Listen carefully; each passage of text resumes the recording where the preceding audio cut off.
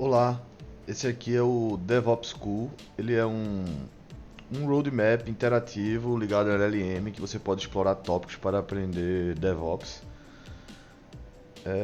Ele é inspirado nesse site aqui, que é o roadmap.sh. A gente usou essa estrutura para como exemplo, né, como teste aqui para construir esse roadmap. É, Na página de entrada você pode navegar por aquele mesmo roadmap, que é uma árvore com diversos temas que você pode clicar para explorar, como a gente vai ver.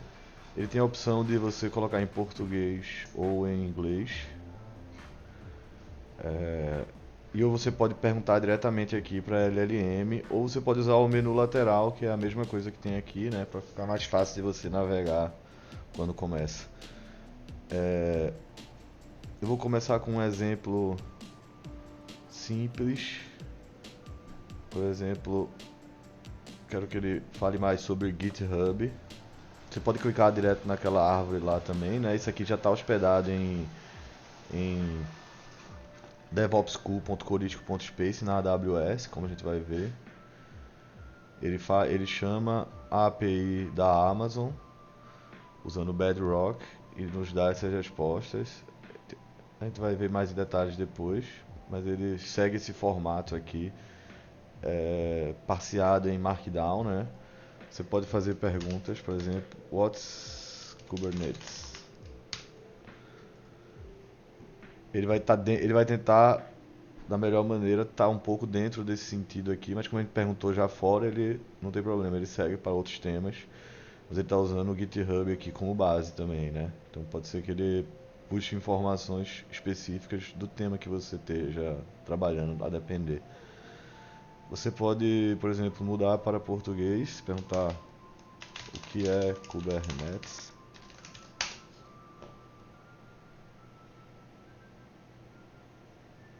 E aí ele já regera novamente em outro idioma, é tudo feito pelo System Prompt.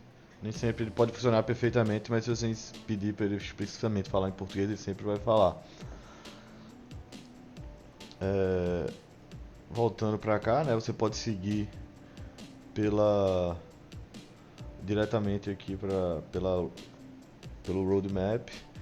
Ele tem ele se integra bem com o mobile, ele gera ícones para você ativar ou desativar esse sidebar ou o input aqui, né, da LLM.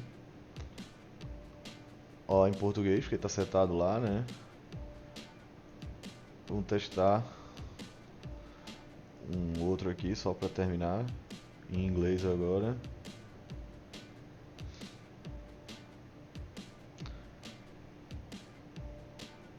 Ele explicando aqui, você pode pedir para ele é,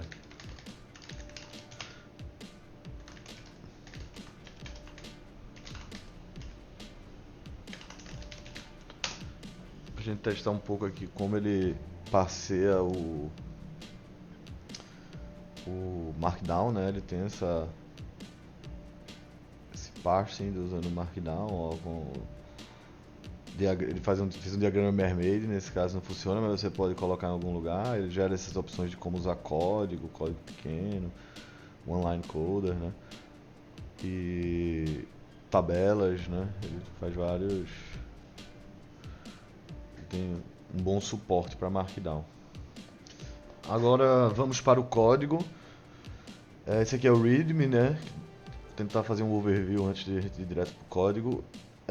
Ele basicamente tem uma arquitetura que é um front-end em React e Tailwind, com um back-end Fast API e que acessa um serviço LLM na AWS. A gente adicionou esse feature, né, de ter inglês e português.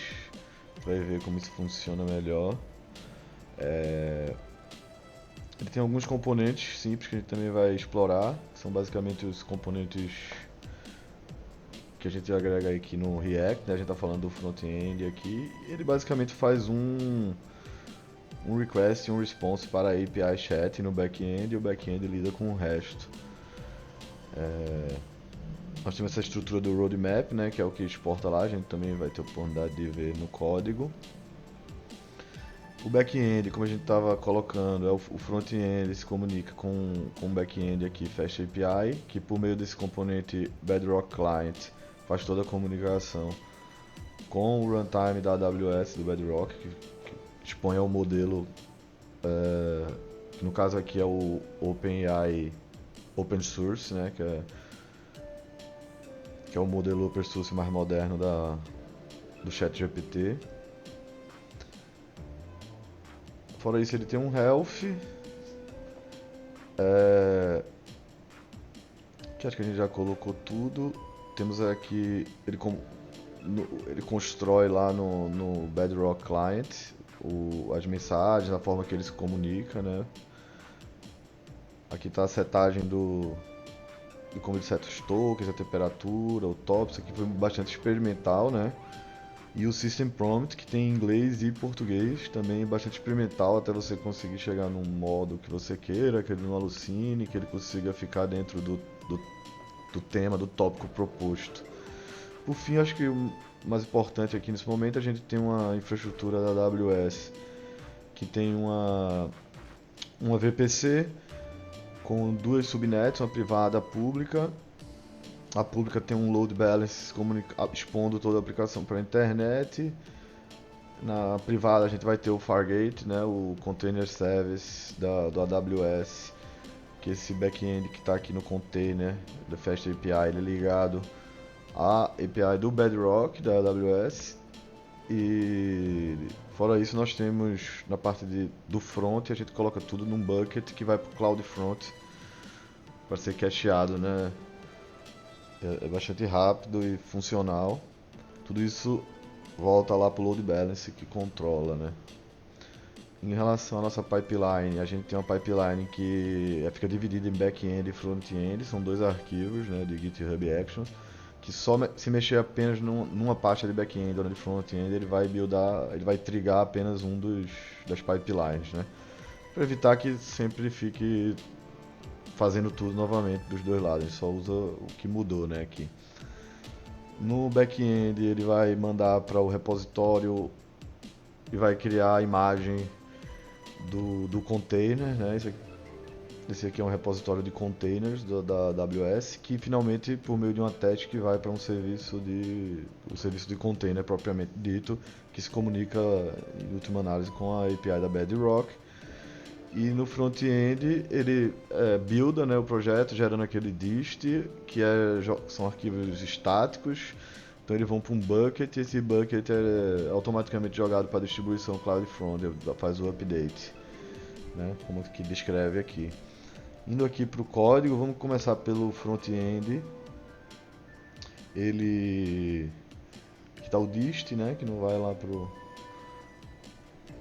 principal que está no source.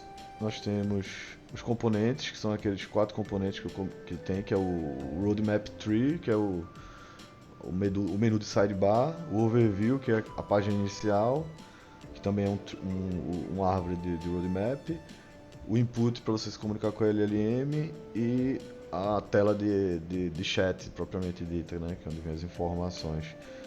São bastante simples, a gente está usando o Tailwind, então não precisa...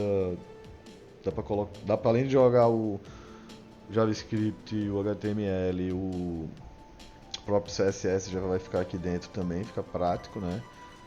Nos styles a gente é bem simples também, né? Que é Tailwind, então a gente vai fazer tudo lá, só com algumas configurações mais padrões aqui. A gente está usando Typography para ajudar a renderizar o Markdown, né? Que é como o LLM envia pra gente.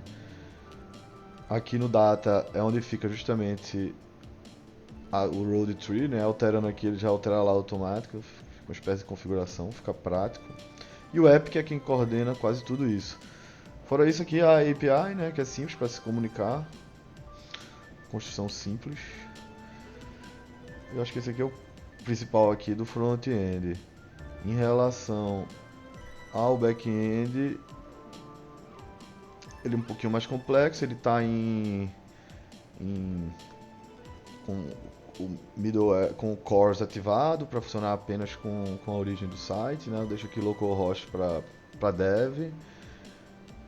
Algumas defesas aqui de segurança para não ter docs, né, da API, e esse debug mode todo setando falso, é só uma flag para onde fica isso tudo aqui para ficar mais fácil no desenvolvimento e, e roda o servidor.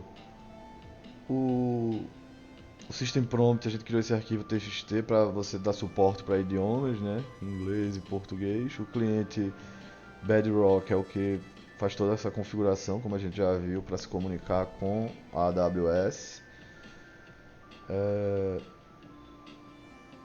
Fora isso, tem alguns esquemas simples para facilitar aqui que eu gosto de ter. Isso aqui foi uma adição também, né, de language, é como se constrói os JSON que vão por request, né, e trata a response, facilita escalar com o tempo, né.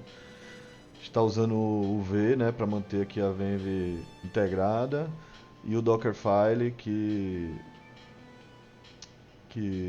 é como ele é construído e vai ser enviado lá para os serviços da SS, né, da AWS.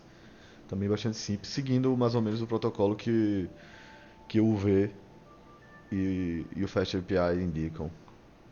Por fim, aqui explicando a parte de CI/CD, né, a gente tem duas branches, uma main.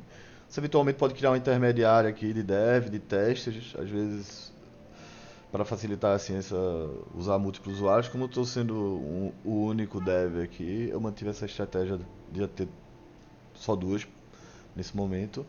O main é onde a gente fica desenvolvendo propriamente, né, a última versão, e o release ele quando você faz um pull request, ele automaticamente faz o update dividindo em duas, né, como a gente tinha colocado, tanto um para front-end e outro para back-end, para evitar que sempre seja feito o, dois trabalhos dois quando na AWS, né, para quando você pode ver aqui que ele tem dois workflows, né, como eu estava colocando, um de back-end e outro de front-end. Se a gente vir aqui nas actions, a gente percebe um deploy aqui de back-end bem sucedido.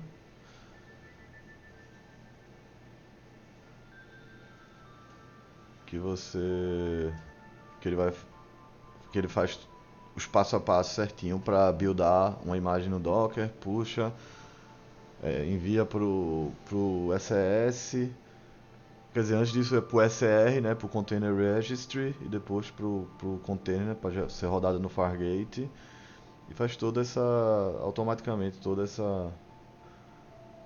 esse deploy. E tem um outro aqui que é para o front-end, né? Você pode ver.